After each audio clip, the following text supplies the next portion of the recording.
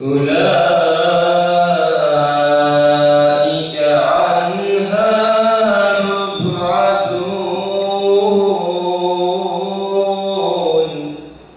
الصلاة tekbir Allahu Ekber Mekan fethi bugün Muhammed bize rehber Mekan fethi bugün Muhammed bize rehber. Bu 3 yılı mutlaka okuyun. Yani Hudeybiye'yi ve arada geçen 1-2 yılı ve Mekke'nin fethi var ya, İslam dininin sütunlarının oluştuğu, savaşın, barışın, hukukun ne olduğunu gösteren, yani bu 3 yıldır burayı bilmemek, yani gerçekten burayı çıkarttığımız zaman İslam eksik kalır. Onun için iyi bilmemiz lazım. O zaman Ebu Süfyan geliyor.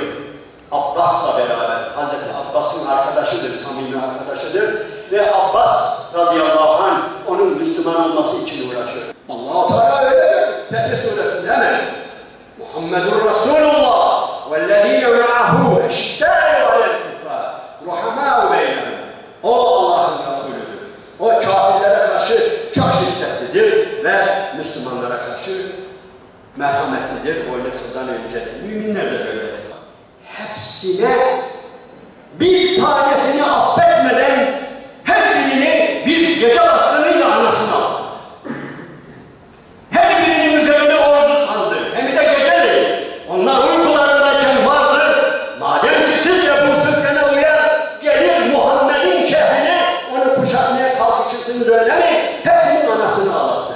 Yiğitlerini öldürdü, develerini el koydu. Buyurun. Başka bir peygamber bilimdi. Yani yer gelince Allah'ın, ya size şunu söylüyorum. Allah'ın Resulü'nün bir kanunu vardır. Bir ilkesi var.